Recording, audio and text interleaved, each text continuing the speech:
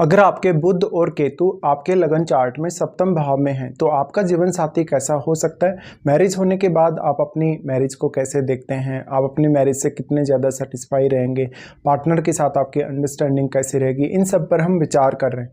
तो सप्तम भाव में बुध और केतु का कंजक्शन है तो मेनली आपको सबसे पहले यही देखना होगा कि बुध आपके चार्ट में कौन कौन से भावों को रिप्रेजेंट कर रहे हैं और क्या बुध यहाँ वक्री तो नहीं है। आपके चार्ट में बुध जिन भावों को रिप्रेजेंट कर रहे हैं उन भावों को लेके आपका कोई गलत फैसला हो सकता है और आपका पार्टनर काफ़ी मिस्टीरियस टाइप का हो सकता है जिसको अंडरस्टैंड करना आपके लिए पॉसिबल नहीं होगा।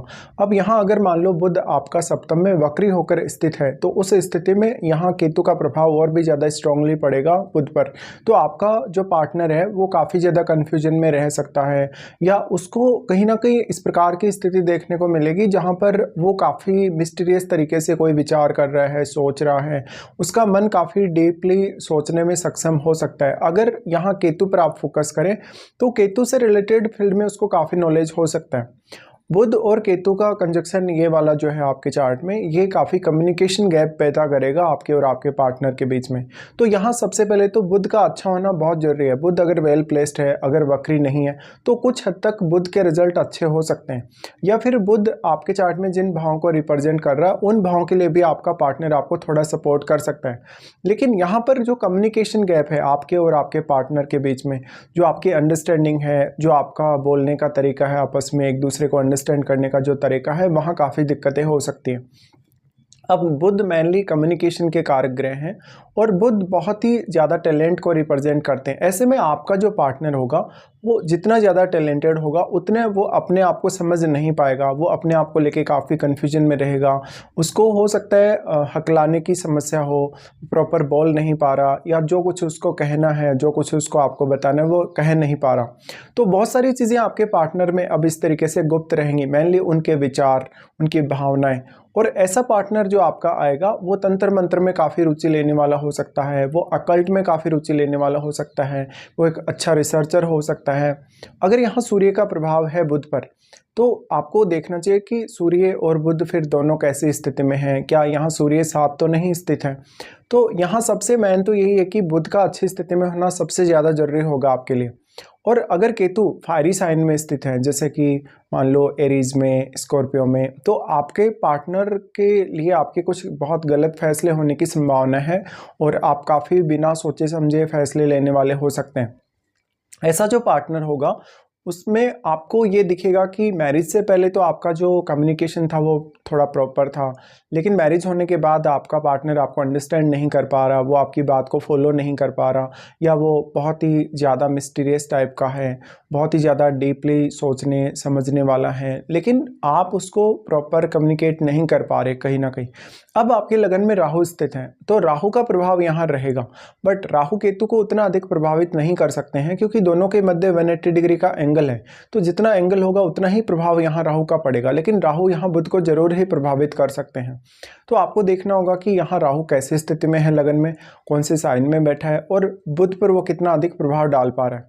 तो अब सिर्फ और सिर्फ आपको यहाँ राहु से ही मदद मिल सकती है। राहु लगन में होने के कारण एक समय बाद आप अपने पार्टनर से थोड़े डिटेच से हो जाएंगे। ऐसे पार्टनर के साथ मिलकर आप कोई भी बिजनेस करें, कोई भी उसके साथ पार्टनरशिप वगैरह करें तो आपको काफ़ी दिक्कतें होती हैं, आपकी पार्टनरशिप नहीं चल पाती और आपका जो रिश्ता है उसमें भी ऐसी स्थितियां देखने को मिलेंगी अक्सर। अब यहाँ पे कोई अन्य प्लैनेट का इन्वॉल्वमेंट है या नहीं, देखिए अगर चंद्रमा जैसा ग्रह का संबंध होगा सप्तम से या अगर शनि जैसे ग्रह का संबंध होगा तो डिटेचमेंट की संभावना और भी ज़्यादा बढ़ जाएगी। लेकिन बुध का यहाँ अगर स्थिति बहुत अच्छा है तो कुछ हद तक आप इन चीज़ों को हैंडल कर सकते हो। अब आपके चार्ट में बुध जिन जिन भावों को रिप्रेजेंट कर रहा है उन भावों से आप अपना यहाँ सपोर्ट प्राप्त कर सकते हो अगर आपको कोई भी इशू आता है। बुध केतु का ये कंजक्शन है तो मेनली आपके लिए पब्लिक डीलिंग करना उतना मुश्किल नहीं होगा, लेकिन आपके पार्टनर के लिए काफ़ी मुश्किल हो सकता है। आपका पार्टनर ज़्यादातर मामलों में प्रैक्टिकल हो सकता है, अगर चंद्रमा का प्रभाव हो तो थोड़ा इमोशनल भी हो सकता है।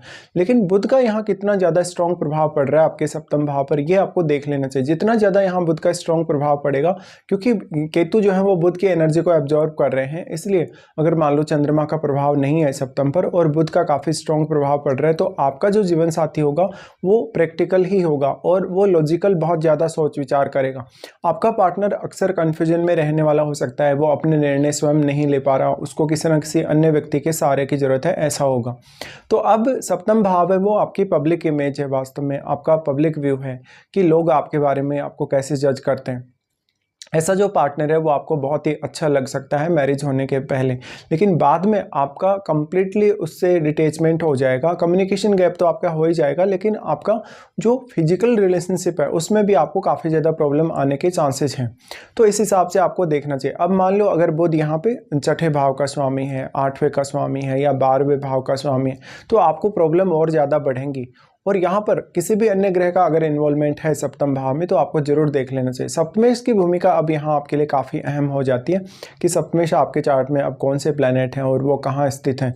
तो इस हिसाब से आपको विचार करना चाहिए जब भी बुध केतु का कंजक्शन होगा सप्तम भाव में। लेकिन बुध केतु के कंजक्शन से ये तो निश्चित है कि आपका पार्टनर गुड लुकिंग हो सकता है, उसमें क्वालिटीज़ बहुत ज़्यादा हो सकती हैं, टैलेंटेड बहुत ज़्यादा हो सकता है वो, लेकिन आप उनके टैलेंट को उतने अच्छे से नहीं पहचान पाएंगे और आपका पार्टनर भी उतना हद तक वो अपने आप को नहीं जान पाएगा, क्योंकि आपका लगन में राहु होने की वजह से आप खुद को लेकर ही मोस्टली ऑब्सेस्ड रहेंगे। तो ऐसे रिश्ते में एक समय बाद आप दूर हटने की कोशिश करेंगे। अगर आपने अपने पार्टनर के साथ मिलकर कोई बिजनेस किया या कोई भी तरीके से पार्टनरशिप की तो आप उसको तोड़ने की कोशिश करेंगे। तो ये सारे ओवरऑल परिणाम आएंगे आपके यहाँ बुध और केतु के सप्तम में होते हुए।